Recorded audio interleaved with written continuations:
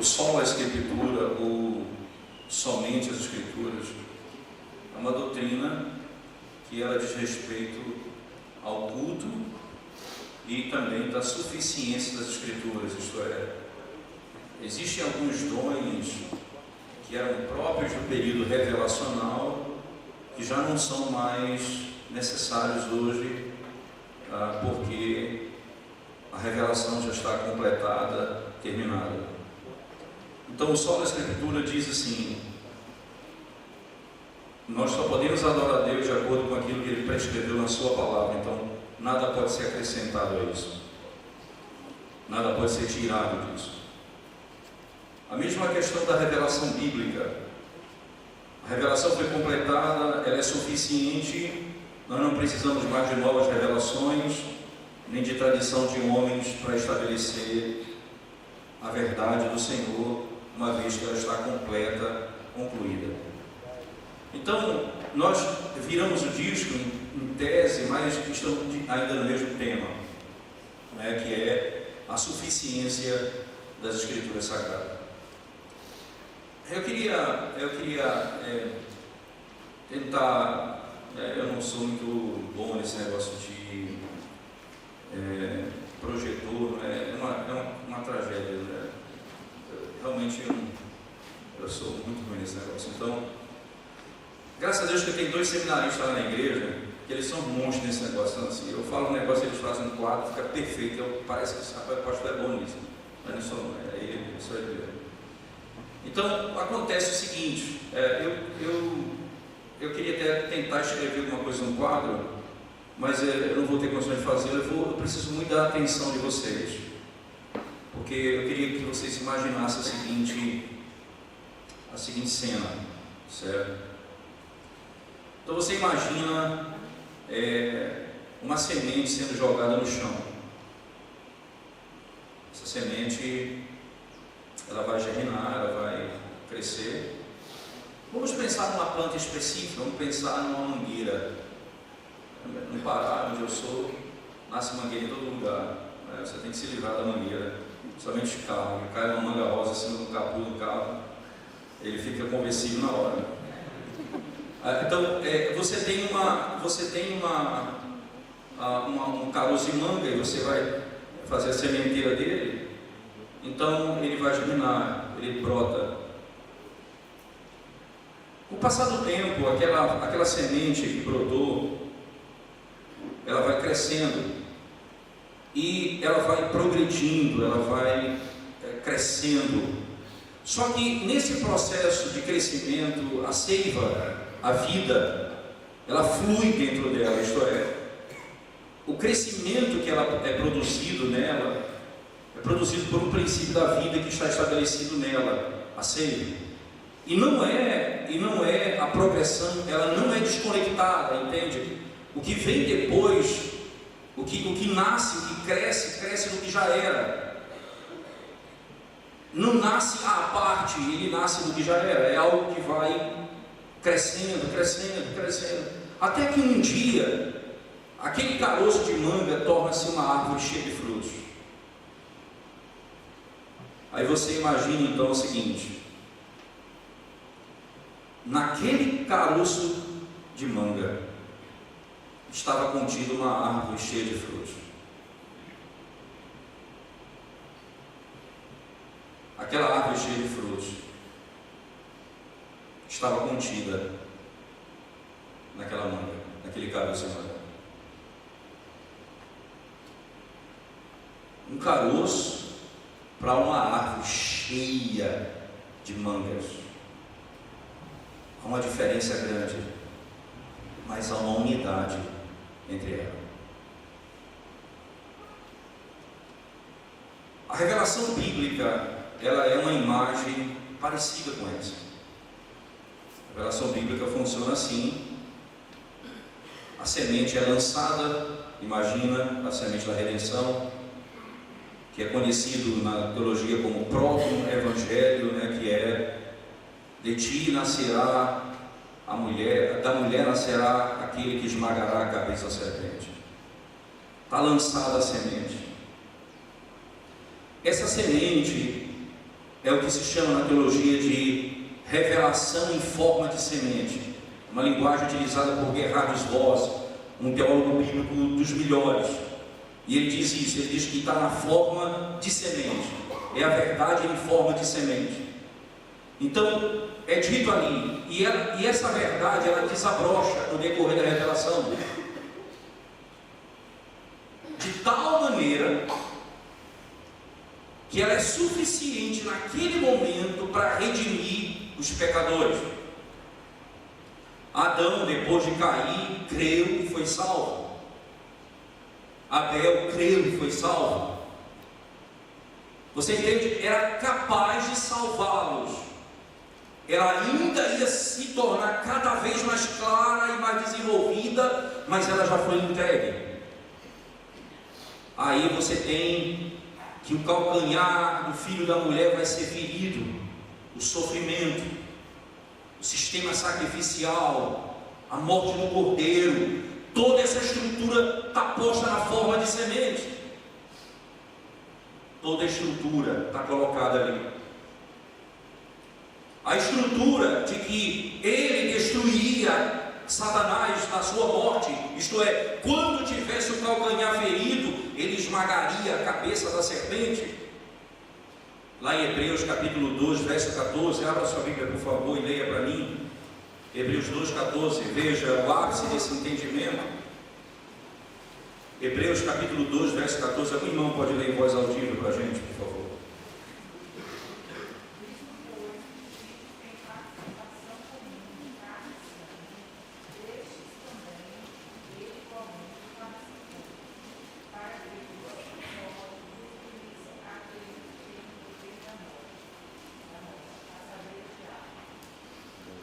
Ele participou da nossa natureza para que pela morte destruísse aquele que tem o poder da morte, a saber, o diabo. Na morte de Cristo, ele destrói aquele que tem o poder da morte, o diabo. A linguagem bíblica, ela vai alcançando o seu entendimento pleno. Veja, olha, irmãos, se a revelação bíblica tem essa estrutura, é necessário entender que ela tem os meios revelacionais e ela tem um fim revelacional. Ou você acha que uma mangueira vai crescendo até o infinito? É o João e o pé de feijão? Não, não é ele, não é? É uma árvore que nasce, cresce e se desenvolve até o fim.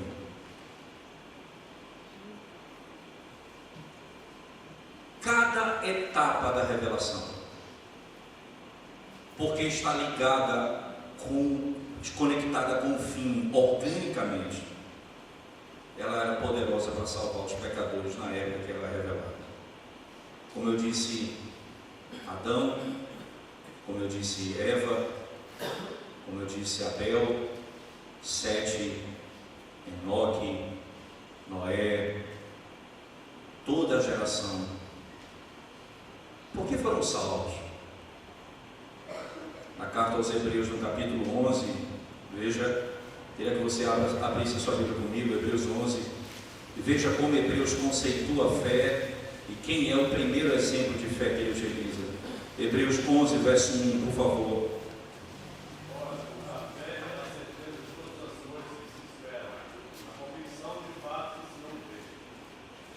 Vamos lá, primeira coisa, a fé é certeza, a fé é convicção. Certeza daquilo que eu não vejo, daquilo que eu espero. Então, qualquer coisa que eu espero, qualquer coisa que eu vejo, é fé? Qualquer coisa? O que ele está falando aqui? Tudo aquilo que é a convicção e a certeza das coisas que eu não vejo e espero. Me foram reveladas, mas ainda não foram vistas. Me foram reveladas, mas não foram vistas. Ora, nós cremos que habitaremos com o Senhor no novo céu e na nova terra. Quem já viu o novo céu e a nova terra? Quem já viu a face do Senhor? nós esperamos? Porque foi revelado.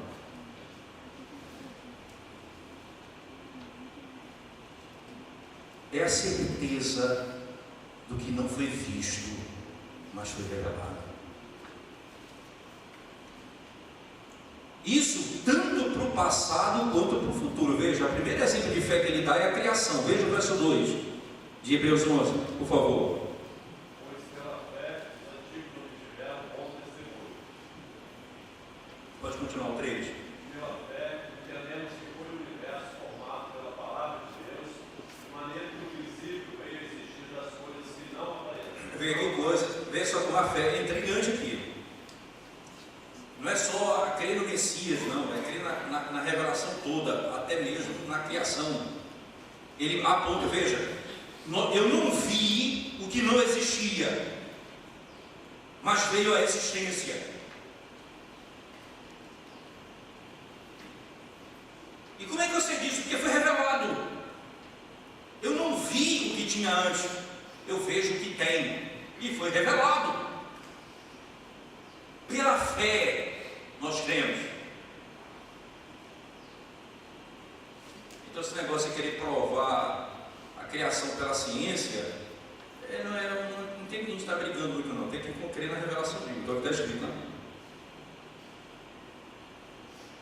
Se você acha que a revelação não é verdadeira, logo você vai ter dificuldade de acreditar que o Messias também é verdadeiro.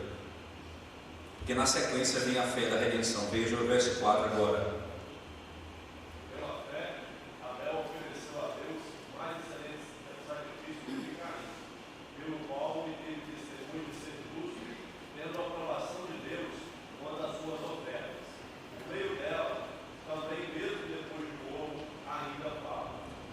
Que coisa interessante.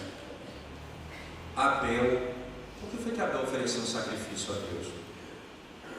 Ele esperava o quê? Quem foi que ensinou Abel a oferecer sacrifício? Lá em Gênesis, no capítulo 3, quando Adão e Eva pecam, eles se vestem com o que eles fazem com as próprias mãos. Deus então nos veste com pele de animal. Deus ensina a eles. Adão aprende e ensina a sua casa. Abel vai fazer o que o pai ensinou. Mas o que ele fez? Ele esperava aquele que seria esmagado pela serpente, que teria seu calcanhar ferido e que esmagaria a cabeça da serpente. E como ele salvaria? Por meio da morte e do sacrifício. Ele oferece um sacrifício ao Senhor. O texto diz, veja bem, na leitura do texto de Hebreus você tem uma dificuldade. Quando ele diz assim, até hoje fala, o que fala? A fé. Se você for ver a estrutura do grego, literalmente, ele está falando da fé. A fé dele até hoje fala, não é o sacrifício não. A fé até hoje fala. Ele creu naquilo que ele não viu. Ele tinha convicção daquilo que ele não tinha visto ainda. Mas foi o que? Revelado. Ele foi salvo. Ele foi salvo. Preste atenção, na primeira conclusão é importante que eu faço agora. A revelação bíblica, ela é sim progressiva e orgânica, mas porque ela está ligada ao ápice dela, isto é, a seiva, a vida que flui no meio dela, aponta para a obra do Redentor, que é Jesus Cristo. Eles não viram e creram, porque foi revelado. Então qual é o ponto aqui? É a revelação da palavra da vontade de Deus. Você crê naquilo que foi revelado. O grande ponto aqui não é o método em si que está sendo discutido, é que Deus revelou a sua vontade aos homens. Isso então me faz criar outra imagem. Deixa eu tentar colocar para vocês uma outra figura aqui para tentar estabelecer esse princípio. Imagine vocês, duas linhas, tá certo? horizontalizadas, duas linhas claras, veja, uma que tem início e tem fim, a outra imediatamente abaixo dela, que tem início, mas ela continua depois que encerra a primeira linha. Então preste atenção nessas duas linhas. A primeira linha inicia e termina, a segunda linha inicia, mas ela vai além daquela que termina. Essa é a primeira linha que está desenhada na sua mente. Essa primeira linha, preste atenção, essa primeira linha é o que nós chamamos de revelação objetiva. São os atos de Deus na história. Ele cria o mundo, ele cria o homem, o pecado entra, ele promete o Redentor, o sistema sacrificial, ele liberta Israel do cativeiro egípcio, ele leva o povo pelo deserto, ele coloca o povo na terra prometida, o povo perde a terra prometida pelo pecado, ele leva para o cativeiro, ele tira do cativeiro, ele traz de volta para a terra prometida. Jesus chega, a revelação da redenção plenamente manifestada. Cristo vem, obedece, morre, é sepultado, ressuscita ao terceiro dia, é assunto aos céus, o Espírito Santo vem sobre a igreja, os apóstolos recebem o poder para interpretar as Escrituras, e eles são aqueles enviados de Deus para esse fim, até que encerra o período da revelação em Apocalipse, encerra toda a revelação bíblica com a promessa do Redentor. Você tem uma linha, e todos esses atos em cima, que eu estou chamando de revelação objetiva, é o que nós chamamos de revelação histórica objetiva. Ocorreram na história. Ocorreram na história, são fatos. Se alguém perguntar para você o que é o Evangelho, o que você diria? Porque conceitual é coisa complicada, né? Conceituar alguma coisa, eu sempre entendi, não é fácil, não é difícil mesmo, por natureza. Eu lembro, eu pagando uma matéria de formação de dicionário de linguística na universidade, eu lembro uma vez que tinha uma coisa interessante. O professor pegou uma caneta e disse assim: conceitue essa caneta. Que a gente acha que o dicionário é bem fácil, né? Aí pegou a caneta e disse, aí começaram, né? Primeiro o aspecto do desenho, qual o desenho dela, é usado para escrever. Ele disse lápis também. Ele disse, mas tem tinta, é pincel? Não. Ele disse, então, cada palavra que dava era difícil você fechar o entendimento por meio de uma definição. É por isso que muito dicionário hoje, eles conceituam e põem a foto. Aí não tem erro. Eles conceituam e põem a foto do objeto. Aí não tem como você não saber do que se trata. Conceituar não é fácil. Não é fácil. Mas à luz da Escritura, nós temos que entender algumas coisas que são extremamente importantes. O que é o Evangelho? Muitas pessoas vão dizer, e aí eu cito essas frases de Facebook, né? Aí eu entendo, eu fujo do Facebook verdadeiramente. Um dia eu entrei numa confusão e saio logo, porque realmente não é do meu perfil, eu não quero isso para a minha vida. Eu não tenho muita coisa para fazer, mas um dia um cidadão, um amigo, publicou uma frase dizendo assim: pregar o Evangelho, o Evangelho é a justificação pela fé. Aí ele disse, isso é errado. O Evangelho é santificação. O Evangelho é glorificação. Aí eu entrei dizendo, veja irmão, o que você está falando não é o Evangelho, você está falando fruto do Evangelho. Você está confundindo fruto com o Evangelho.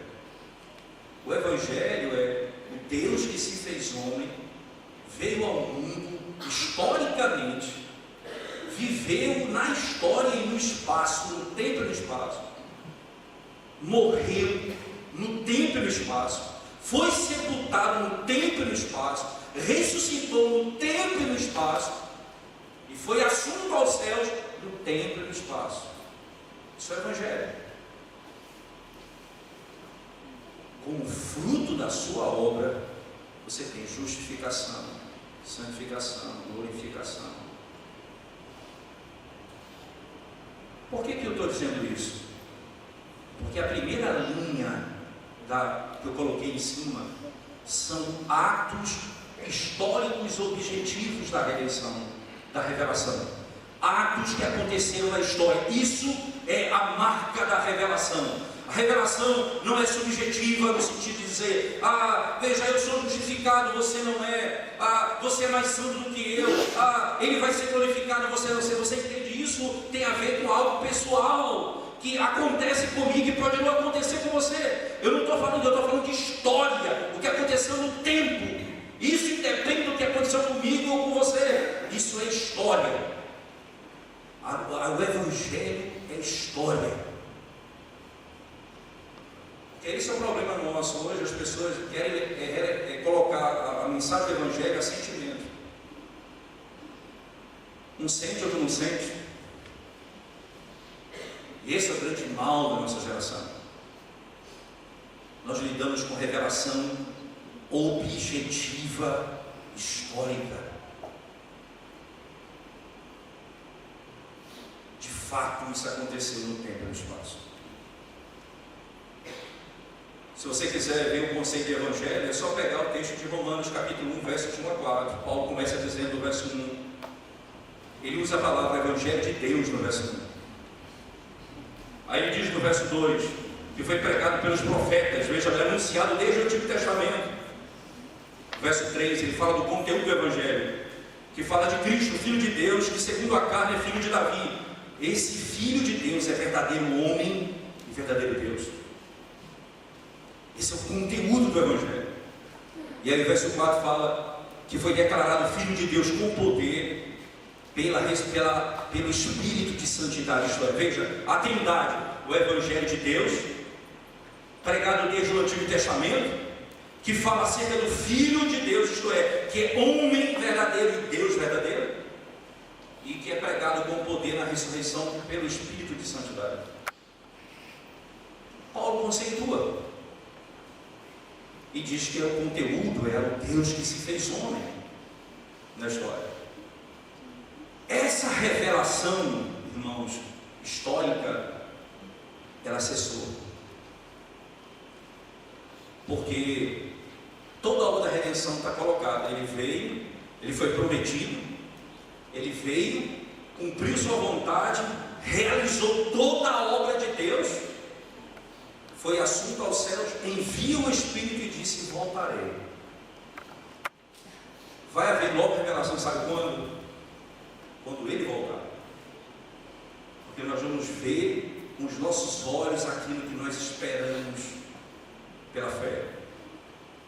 Tem outra, entende isso que eu estou dizendo? Se existe nova revelação, ela vai estar diretamente associada a eventos históricos que dentro do cronograma de Deus já cessou. É como se Cristo tivesse que voltar de novo, morrer de novo, viver de novo, obedecer de novo, ser morto de novo, ser sepultado de novo, ressuscitar de novo. Terminou. Foi completada a obra.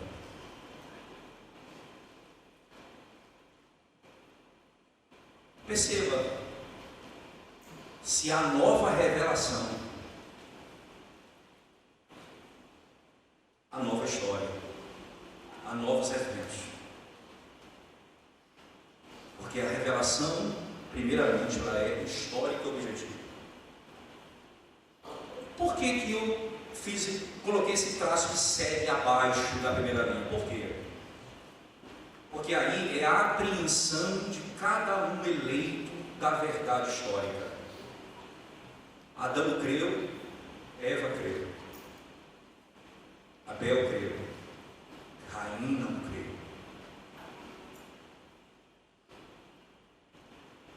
Essa revelação ela se torna minha.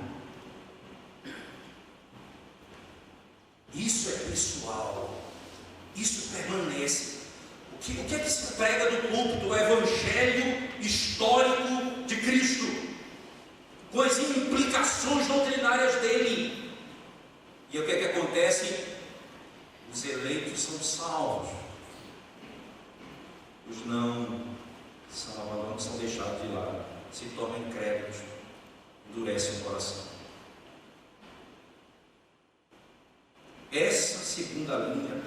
permanece hoje, mas a revelação histórica não permanece mais hoje.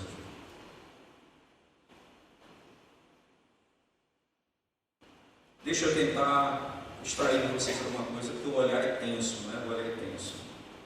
O olhar de vocês é tenso, mas deixa eu tentar distrair uma coisa dos irmãos. Claro isso, alguma dúvida, alguma pergunta nesse primeiro momento, por favor, se há alguma dificuldade, me dê um feedback aí para que eu possa tentar ajudá-los.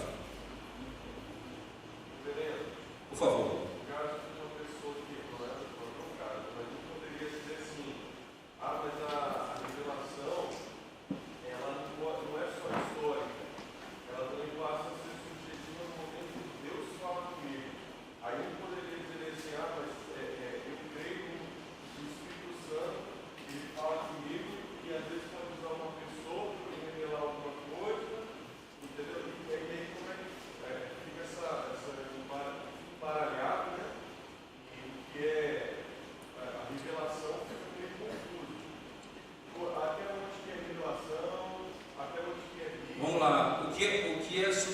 No caso, vamos tirar a palavra subjetivo agora.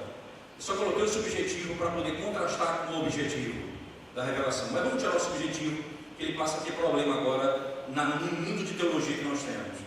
Vamos pensar na iluminação do Espírito Santo. Vamos então pensar em 3 elementos. Deixa eu colocar 3 elementos aqui para você e você me diz se eu lhe ajudei ou não e eu retomo a sua pergunta no outro ponto de vista. Preste atenção nisso. Pega 3 palavras: revelação, inspiração e iluminação. O conceito que eu vou dar aqui, eu li no livro do R.C. Sproul, que é tão curtinho que eu achei perfeito o negócio. Ele diz o seguinte: revelação é o quê? Veja, revelar significa o quê? Desvendar ou desvelar. Tornar conhecido o que não é conhecido. Simples assim, ok? Então, Deus revela. Quando Deus revela, porque não é conhecido, Ele torna conhecido. Ele tira o véu, né? Ele desvela, vamos usar esse termo. Tudo bem? Vamos agora para a segunda palavra, inspiração. O que é inspiração? É o registro do que foi revelado sem erro. É o registro, vírgula, do que foi revelado, vírgula, sem erro. A inspiração é o registro da revelação sem erro. Então eu tenho revelação, eu tenho inspiração. E o que é iluminação?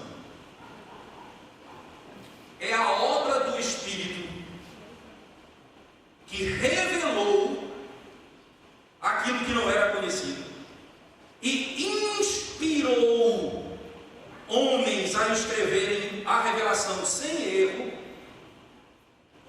que agora abre meu entendimento para compreender aquilo que foi revelado, registrado sem erro.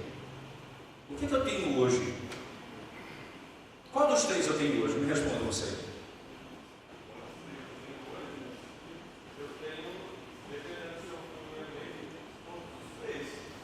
Certo, mas como é que o que Deus opera em você hoje?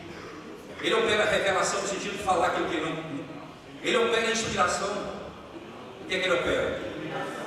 Ele abre meu entendimento para conhecer aquilo que foi revelado e registrado.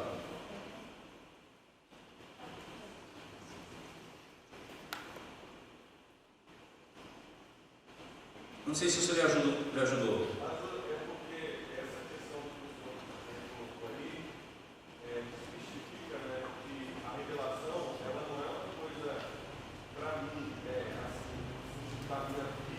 Extraordinário. Seria um salto que eu não esperava agora, mas é exatamente isso. Perfeitíssimo. Isso muda a minha pregação. Veja, por que eu dar testemunho na igreja é bom, do que Cristo fez por mim é bom? É bom. Isso é o Evangelho. Isso mostra o que Deus fez por mim. Mas não significa que o que ele fez por mim, ele faz fazer por você.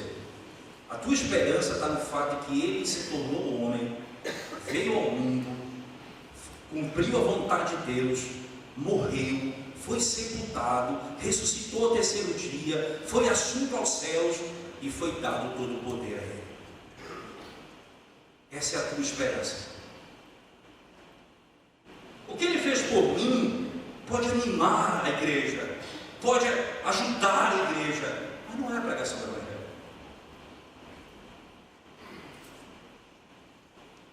Não existe ainda, nesses termos, uma percepção de que a revelação é aquilo que foi feito em comigo. O que aconteceu comigo foi iluminação do Espírito. Abra sua Bíblia, por favor. Na segunda carta de Paulo aos Coríntios, capítulo 4, verso 4 a 6. Por favor, alguém pode ler para a gente? Segunda carta do apóstolo Paulo aos Coríntios, capítulo 4, verso 4 a 6. Mas o Deus desse século cegou o entendimento dos incrédulos, para que lhes não resplandeça a luz do evangelho da glória de Cristo, qual é a imagem de Deus. Porque não nos pregamos a nós mesmos, mas a Cristo Jesus como Senhor, e a nós mesmos como vossos servos. Veja, o que é que nós pregamos mesmo? Pregamos Cristo Jesus, não a nós mesmos. Agora, continue. Veja, ele está falando do apóstolo, não é nem de mim, do apóstolo. O apóstolo está dizendo, nós não pregamos a nós mesmos, pregamos Cristo. Continue, por favor. Não, tem o verso 6 ainda. Porque Deus que disse, das trevas resplandecerá a luz, Ele mesmo resplandeceu em nosso coração, para a iluminação do conhecimento da glória de Deus na face de Cristo. Perfeito. Ele ilumina o que? Nosso coração. Onde? Na face de Jesus Cristo. Tem um teólogo chamado Jeremiah Burroughs. Burroughs não tem nada a ver com burritos ou um animal que você conhece por aí. Tem um plural de burros, né? Mas assim, é um teólogo puritano do século XVII, participou da Assembleia de Westminster Apostólica. Ele escreve um livro dele chamado Evangelho e Revelação. Tem um capítulo lá que é extraordinário, diz assim, ele falando para os pastores, ele diz assim, pastores, não se canse de pregar o Evangelho da glória de Cristo, domingo após domingo. Porque talvez você proclame o Evangelho domingo e não aconteça nada. Não se canse, volte, prepare-se mais uma vez, volte outro domingo, pregue de novo o Evangelho da glória de Cristo.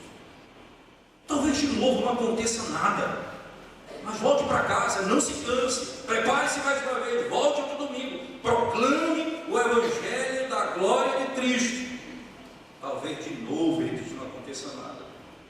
Volte para casa, se prepare, volte outro domingo, pregue mais uma vez o Evangelho da glória de Cristo. Ele diz, porque você não sabe o dia que Deus fará romper dos céus o seu Espírito e abrir o entendimento dos homens, para que eles vejam a glória de Deus na face de Jesus Cristo. Você não sabe o dia que Ele fará isso.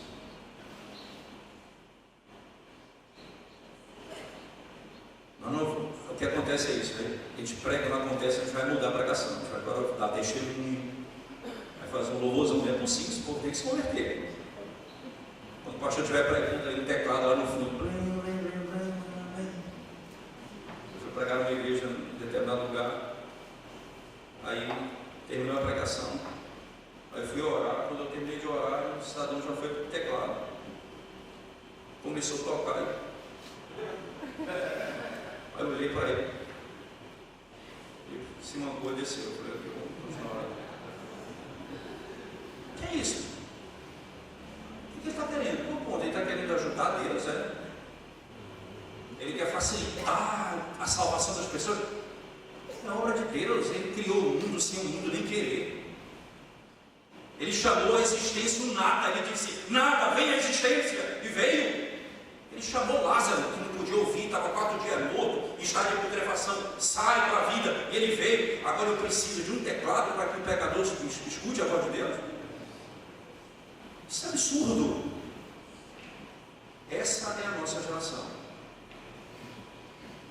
Essa é a nossa geração. Que não confia mais na palavra de Deus. Resolveu ajudar o Senhor na salvação de pecadores. A revelação está cheia de imagens, né? Nenhuma a quebra do segundo mandamento. Um fruto que desenvolve as linhas. Eu vou trazer a terceira imagem. Preste atenção nessa imagem. Um triângulo. Pense num triângulo. Ok? Pense num triângulo. O triângulo vamos dividir em 3 partes. Ele colocado na posição certa, tá certo? Exatamente com um ápice inclinado para cima normalmente. A base embaixo. Então vamos pegar a base do triângulo. Vamos escrever na base dele lei, Torá. Vamos fazer uma divisão na base e entre o topo e o meio. Faça uma divisão e divida o meio do triângulo. Veja, eu tenho uma base que eu fiz uma lista acima da base, depois fiz uma lista em cima, uma linha em cima, perto do topo, e ficou uma parte no meio. No meio eu divido ela assim e digo, da minha esquerda, da tua esquerda, da tua direita, da minha esquerda, eu coloco revelação objetiva. Da minha direita, subjetiva, aplicação da lei. E no topo, Novo Testamento. Eu vou explicar. Lei, profetas, escritos, Novo Testamento.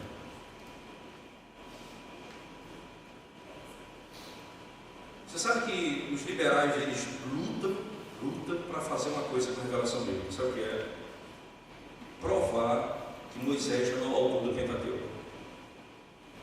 Eles fazem, a vida deles é essa. Eles não dormem. Eles amam trabalhar à madrugada para fazer isso. Sabe por quê? Porque se Moisés não é o autor do Pentateuco, a Bíblia está de cabeça para baixo. A Bíblia mostra que a base de toda a revelação é a lei de Deus. E que os profetas edificam sobre a lei, e que os salmos edificam sobre a lei, e que o Novo Testamento é a plena interpretação da lei.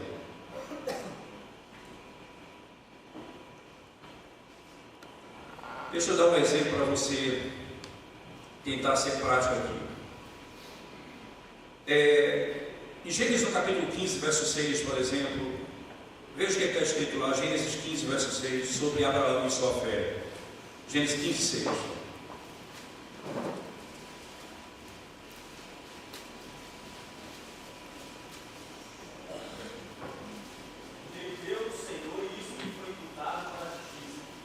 Pronto, agora vamos lá para isso aí, uma declaração que vai estar no Novo Testamento em todo canto, ok?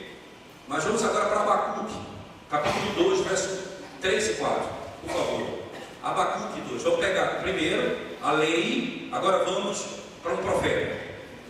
Abacuque 2, 4. Desde o soberbo, sua alma não é reta dele, mas o justo viverá pela fé. Agora você vai para a carta de Paulo aos Romanos, capítulo 1. Eu sei que demora de achar Abacuque, não é brincadeira não, mas vamos lá. Romanos vai ser mais fácil. Romanos, capítulo 1, verso 16 e 17. Eu vi muito ainda o cara lendo e o pessoal tchá na folha, já dava um barulho muito para achar Abacuque, né? Romanos 1, verso 16 e 17.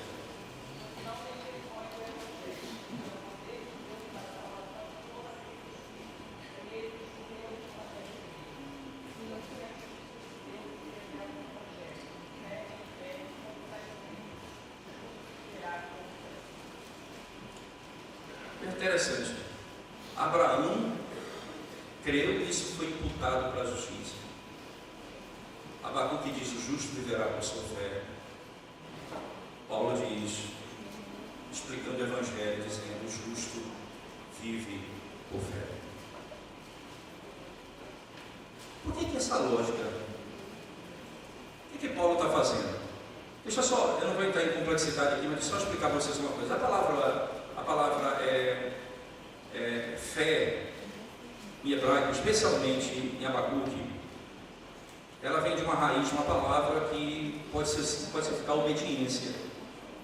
E é até interessante que seria uma contradição, porque Paulo está defendendo que ninguém é salvo pela obediência, é salvo por fé.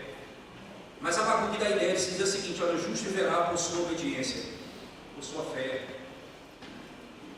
Enquanto que aí os críticos vão dizer: veja, Paulo contradiz Abacuque. Só que Abacuque está citando Gênesis 15, está citando Abraão, que diz: ele creu, isso lhe foi imputado por justiça. Aí você vai para a carta aos Romanos. O que Paulo está fazendo ali? Ele creu ou obedeceu? Como é o esquema? Aí Abacuque me parece confuso quando você interpreta dessa forma. Mas chega na carta aos Romanos, o que acontece? Isso é uma declaração de John Stott, no comentário dele de Romanos, que é fantástica essa declaração.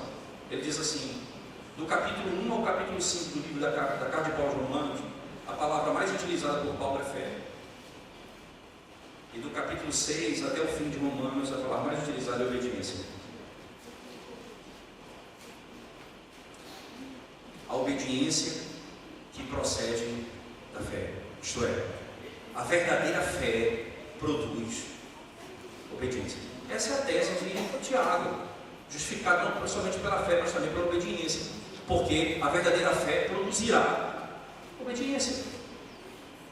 Você percebe que na tensão da lei de Gênesis com Abacuque, Paulo dá a plena interpretação do sentido da obediência da fé. Veja, eu posso multiplicar os exemplos aqui, são muitos. Porque a revelação bíblica é assim: o fundamento está na lei, o profeta trabalha sobre esse fundamento, e o Novo Testamento é o ápice da interpretação da lei. Abra sua Bíblia, por favor, no livro de Mateus, Evangelho de Mateus, capítulo 5, verso 43 a 44, por favor.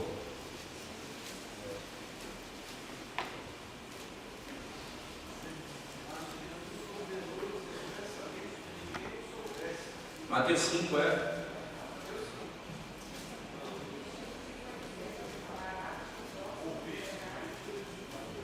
é isso mesmo. Vamos lá, ouviste?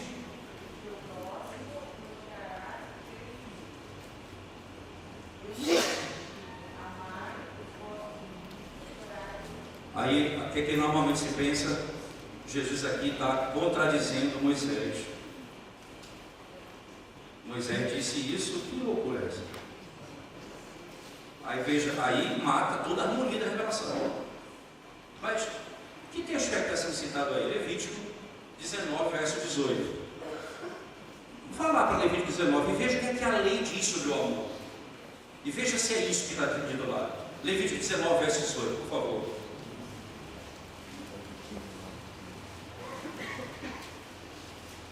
Esse é mais fácil.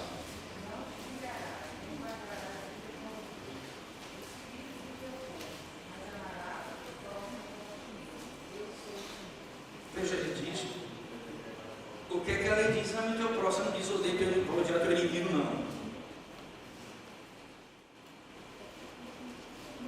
O que Jesus está dizendo? O visto que foi dito pelos antigos. O que Jesus está combatendo aqui? A falsa interpretação da lei. Não a lei. Ele está dizendo: a verdadeira interpretação da lei é essa. Você deve amar o teu inimigo e orar por aquele que te persegue. Porque se você fizer isso, você vai ser semelhante ao nosso Pai, que faz vir chuva sobre justos e injustos.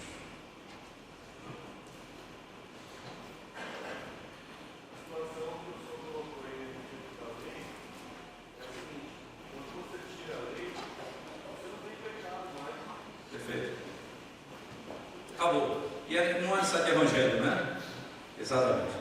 Agora, preste bem atenção em outra coisa importante aqui, irmãos, nesse sentido no texto. Tá certo? Veja lá o que Jesus faz. Judas, em João 13, vai trair Jesus. Judas Iscariotes vai trair Jesus. E qual é o sinal que Cristo dá para dizer que ele é o traidor?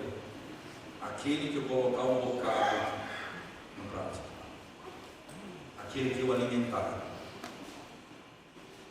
O que a lei diz?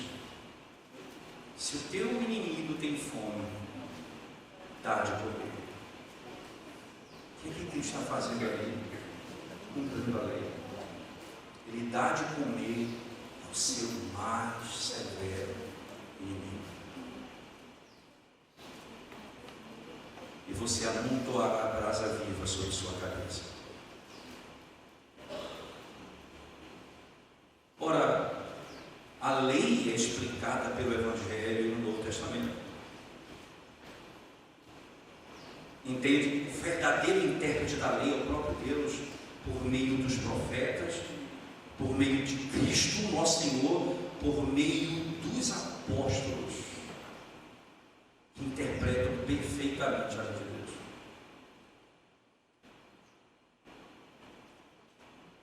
Aí eu tenho uma ordem muito clara na revelação. A revelação tem uma unidade de atos históricos que redimem o povo pela obra do Espírito, fazendo-os crer no Evangelho. Mas ao mesmo tempo a revelação ela tem um caráter espetacular de unidade. Lei, profetas, salmos, Novo Testamento. Unidade. O Novo Testamento é o ápice da interpretação de todo o Antigo Testamento. Dessa forma, entenda isso. E aí, eu nem entrei no aspecto dos dons, nesse sentido prático, mas com esse conceito eu posso concluir com vocês uma coisa muito clara. Se o dom de profecia, se a profecia revelava a vontade de Deus dessa forma, profecia hoje significa o quê? Significaria o quê?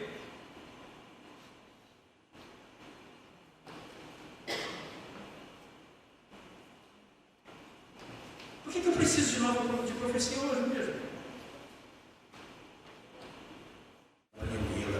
E nós temos a igreja, os anciãos da igreja, homens experientes, que viveram coisas que eu nunca vivi, que passaram por lugares que eu nunca passei. Eu sempre digo isso aos nomes da igreja. Vocês querem tomar decisões do que vão fazer? Busquem na palavra, orem e venham aos seus pais, aos seus líderes.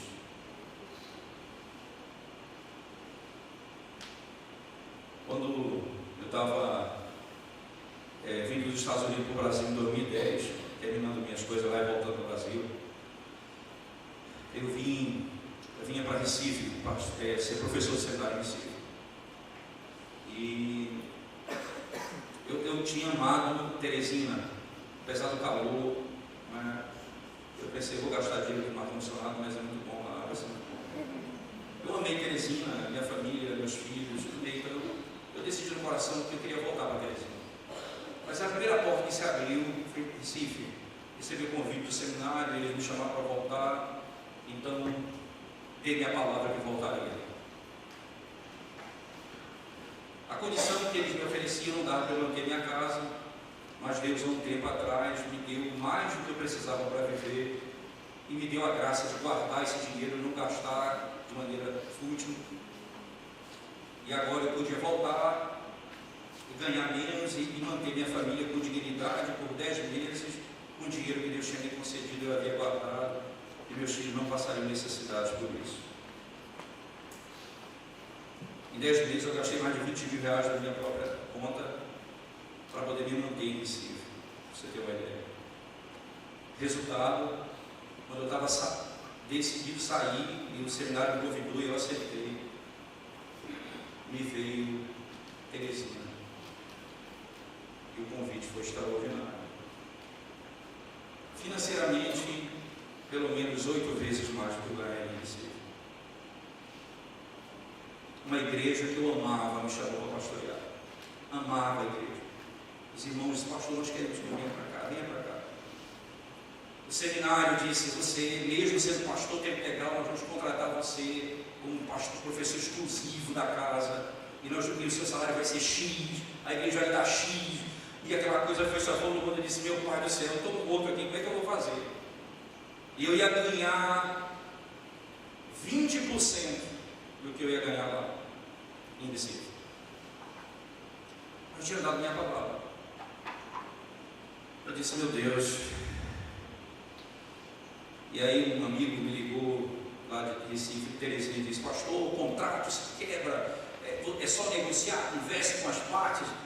Eu não estava, a Bíblia diz, aquele que jura, ele não volta atrás mesmo, encontrando o pessoal. E a minha cabeça começou a se encher daquilo. Eu disse, meu Deus, o que é que eu faço? Isso eu pedi conselho. Estou perdido aqui no meio do caminho. Porque o meu coração quer uma coisa, mas eu sei que não é certo. Me ajuda. Eu vou falar. Liguei para o meu pai, que é presbítero, um homem íntegro, um homem digno, que serve de Deus. Eu contei para o meu pai, e meu pai disse assim, meu filho, um homem dá a palavra e não volta atrás. Ah, meu pai, era isso que eu queria ouvir. Mas vamos lá, eu vou ouvir meu irmão agora, meu irmão que é presbítero também. Meu irmão que era presbítero, isso eu já sabia, né? Não precisava me dizer. Você é duro demais. Aí eu fui falar com meu irmão. Meu irmão era presbítero também, um digno. Chamei ele, falei, meu irmão assim, assim, assado. Ele disse, Paulo, ele é 2 anos mais novo que eu. Ele disse, Paulo, se você não for para Recife, as portas se fecham em Recife, porque você não cumpriu sua palavra. Mas se você não for para Teresina, as portas não se fecham em Teresina, porque você é um homem de palavra. Disse, mas rapaz, vou procurar agora outra pessoa, né? Será possível? Aí eu fui falar com o meu pastor lá nos Estados Unidos, o pastor que era pastor nosso, da nossa família. Contei para ele a situação, ele disse, escute teu pai e teu irmão, são sábios. Fechei o caixão, enterrei e fui embora. Aí ele disse, eu vou sofrer os danos. Você percebe que às vezes você diz assim, eu quero uma revelação para saber se eu vou, não é não, você não quer não. Que você quer fazer o que está no teu coração. Você quer fazer o que a carne está mandando, não é nada de revelação. Porque você sabe o que é certo e o que é errado, a Bíblia diz o que é certo e o que é errado.